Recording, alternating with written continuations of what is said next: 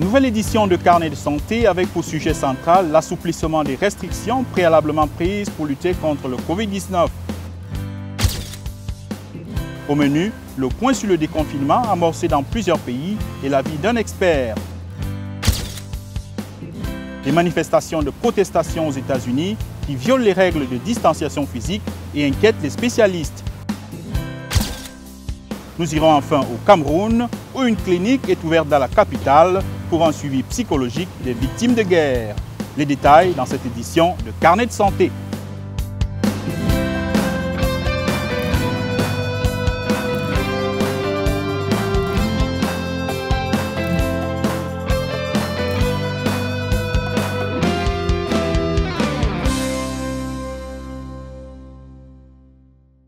Salut à tous, merci de regarder cette nouvelle édition de Carnet de santé. Après plusieurs semaines de confinement marquées par les fermetures de frontières, de restaurants, bars et autres lieux publics, les interdictions de rassemblement, plusieurs pays ont décidé d'assouplir ces mesures. Cas pratique dans quelques pays, dans cet élément que nous propose Mariama Diallo, le récit est de Dili Diko. Le gouverneur de New York, Andrew Cuomo, a pris le métro dans le Midtown Manhattan cette semaine, arrivant à la gare Grand Central avant de tenir son briefing quotidien sur le coronavirus. Un tournant pour la ville américaine la plus touchée par le virus. New York est de retour. Mais il a demandé aux New-Yorkais d'être prudents en utilisant des désinfectants pour les mains et en portant des masques faciaux. Un vaccin contre le coronavirus, a-t-il averti, n'est pas suffisant. Nous pouvons mesurer l'augmentation du virus et tant que nous contrôlons cela, nous pouvons opérer. Ailleurs dans le monde, les bureaux, les restaurants et les épiceries ont rouvert en Indonésie après 2 mois de fermeture avec seulement 50% de leurs employés et clients, alors que les cas continuent d'augmenter. Et dans certaines régions de l'Inde, des lieux de culte, des restaurants, des centres commerciaux et des frontières d'État rouvrent, marquant l'assouplissement de la lutte contre le nouveau coronavirus en Inde pendant 10 semaines. Même si le pays continue de signaler davantage de cas, le chef d'un centre commercial, Arjun Gelo, n'est pas découragé par l'augmentation du nombre de cas. Il dit que l'industrie du commerce de détail travaille dur pour se remettre sur pied. Je pense que les précautions que nous prenons devraient donner aux clients un sentiment de satisfaction après avoir vu tout cela. Au Mexique, certains résidents se disent confus par ce qu'ils qualifient de messages mitigés des autorités. Malheureusement, les nouvelles nous montrent que les décès et le virus sont toujours en augmentation. Et d'autre part, elles nous disent qu'elles lèvent l'urgence.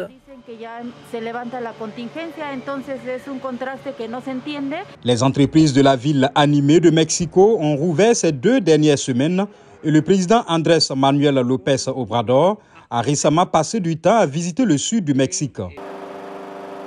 En Espagne, pays qui a subi l'une des pires épidémies de Covid-19 au monde, les entreprises ont commencé à rouvrir progressivement. Pour le moment, nous prenons les choses doucement et nous nous adaptons à la nouvelle situation. C'est tout. En Afrique, après une fermeture qui a duré plus de 2 mois, l'industrie du tourisme vise un retour en Tunisie.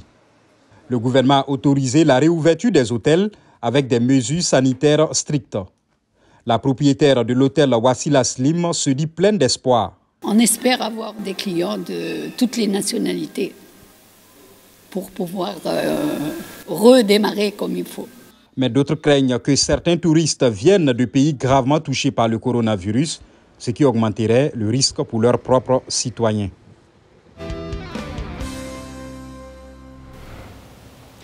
Si le déconfinement permet de soulager les économies de nombreux pays déjà entrés en récession, les experts avertissent qu'il s'agit d'un moment délicat. Le monde est entré dans une phase nouvelle et dangereuse. Le virus continue de se propager, il reste mortel et la plupart des personnes restent exposées, a déclaré le directeur général de l'OMS. Un avis que partage le docteur Constantin Tienkou, directeur médical et fondateur de la clinique Healing Hands Medical Center en Virginie, ici aux États-Unis. Cette maladie appelée le Covid-19 a posé un problème non seulement médical d'une part, mais d'autre part économique. Sur le point de vue médical, il n'y a pas de raison d'arrêter le confinement parce que, comme nous avons constaté, la maladie continue à accroître. Mais nous faisons face aux politiciens, aux économistes qui ont vu une crise économique sans précédent qui est en train de s'amorcer. En plus, les politiciens qui ont besoin de donner des résultats satisfaisants aux usagers, à la population, voient comment leurs fortunes sont en train de diminuer au jour le jour. Alors, ils ont décidé qu'ils ne vont plus éradiquer cette maladie. Les économistes et les politiciens ont décidé de mettre des mesures de mitigation. Ça veut dire que quoi? Ça veut dire qu'ils vont diminuer la prévalence de la maladie dans la population sans toutefois l'éradiquer. Nous, en tant que médecins, nous ne sommes pas d'accord.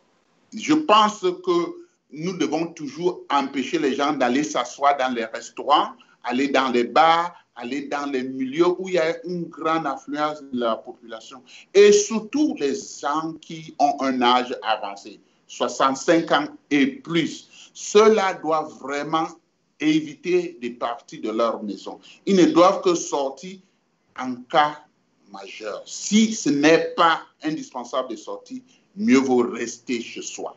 Nous devons continuer à nous méfier, d'une part.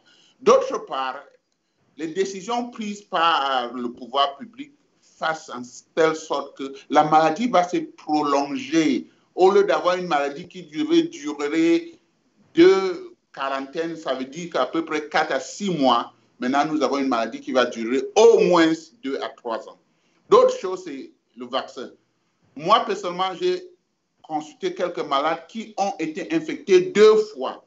Ça veut dire qu'une infection ne confère pas forcément l'immunité.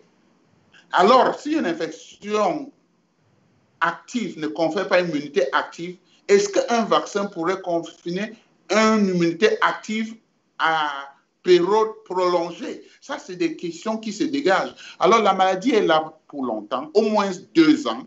Alors, il faut qu'on s'adapte. Ici aux États-Unis, le décès de George Floyd, noir américain de 46 ans, mort par asphyxie pendant une interpellation par un policier blanc, a provoqué des manifestations de protestation massives dans plusieurs villes. Bravant les règles de distanciation sociale et la peur du coronavirus, des millions de personnes ont marché dans les rues. Des manifestations qui comportent des risques de propagation du Covid-19 si certaines précautions ne sont pas prises. Voici ce qu'en pense le docteur Anthony Fauci, conseiller de Donald Trump, sur la crise du coronavirus. Il s'est confié à Lesia Bakalet. Comme je le dis depuis un certain temps, les rassemblements de foule sont un risque majeur et se rassembler sans masque est un risque encore plus grand. Avec les nombreuses manifestations, même s'il est clair qu'il est nécessaire d'exercer son droit constitutionnel pour montrer son soutien à une cause qui nous tient à cœur, ma recommandation reste et a toujours été de faire très attention afin d'éviter les endroits bondés de monde. Si vous vous rendez dans ce type d'endroit, ce que je ne vous recommande d'ailleurs pas, mais si vous le faites quand même, assurez-vous de porter un masque et de le garder tout le temps. Je suis optimiste car les résultats des premiers essais cliniques sur humains et sur animaux semblent prometteurs. En d'autres termes, le vaccin testé arrive à protéger les animaux au stade expérimental et les humains lors des essais de première phase. Le vaccin a produit des résultats indicatifs du fait qu'il est en mesure d'immuniser contre le virus. Bien qu'il ne soit pas possible de garantir à 100% que l'on va avoir un vaccin sûr et efficace, le faire serait d'ailleurs stupide car personne ne peut promettre cela. Nous sommes tout de même prudemment optimistes car nous allons dans la bonne direction. Cette situation se terminera à coup sûr et nous pourrons revenir à la normale. Ce que vous devez faire, c'est rester à l'abri, prendre soin de vous et lorsque vous sortez, vous devez porter un masque et éviter la foule. Vous devez rester prudent, même si nous commençons à rouvrir le pays. Nous avons toujours un niveau d'infection élevé auquel nous devons faire très attention.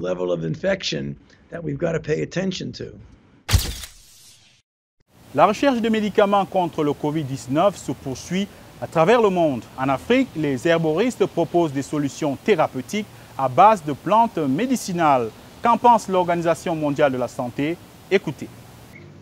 Il s'agit pour nous d'endosser tout médicament, de nous assurer que ce médicament n'est pas toxique, comme l'a dit tout à l'heure le professeur, et que ce médicament fasse aussi preuve de son efficacité.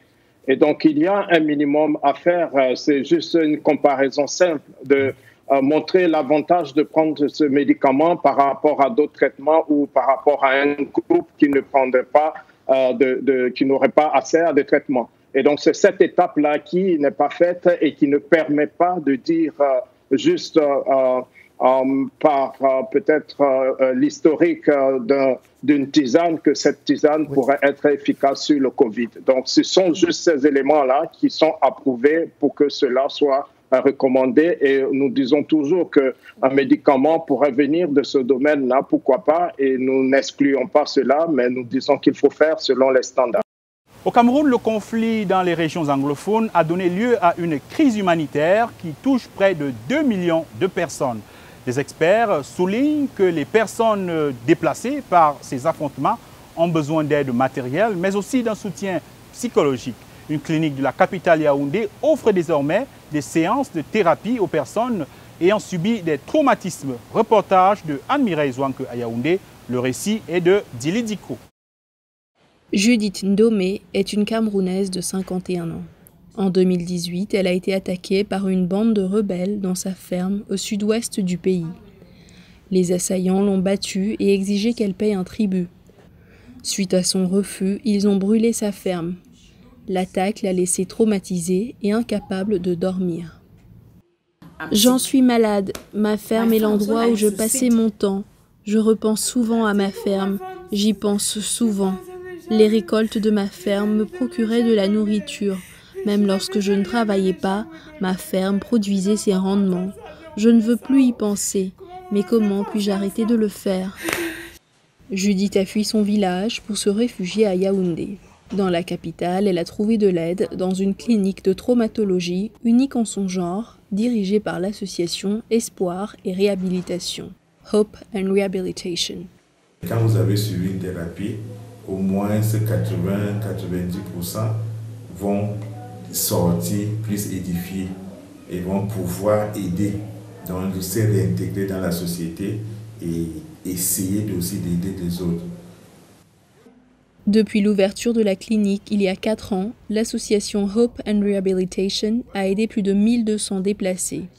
L'équipe fournit également une aide alimentaire aux déplacés et souhaiterait, si elle parvient à obtenir suffisamment de fonds, leur proposer des formations professionnelles. Nous voulons organiser une formation au cours de laquelle les déplacés pourront apprendre des activités génératrices de revenus. Nous ne voulons pas d'une situation de dépendance où ces personnes viennent simplement prendre de la nourriture. Nous voulons les former pour qu'elles deviennent indépendantes dans le long terme. Au Cameroun, le conflit séparatiste dans les régions occidentales pousse des milliers d'individus à fuir vers des zones plus sécurisées. Nombre d'entre eux nécessitent un suivi psychologique pour surmonter les affres de la guerre.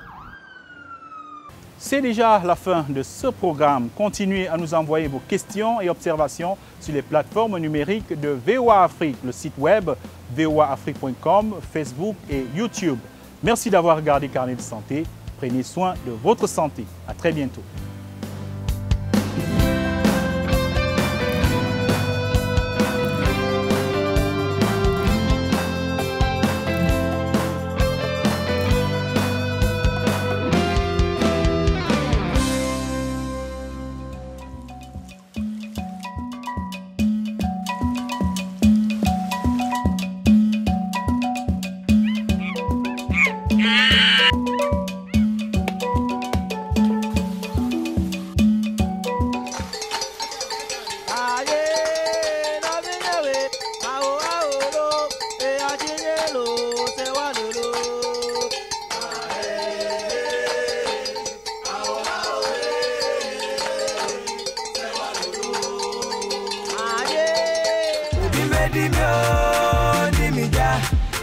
Mundi mio, mundi mi ja, yeah, mami, joy.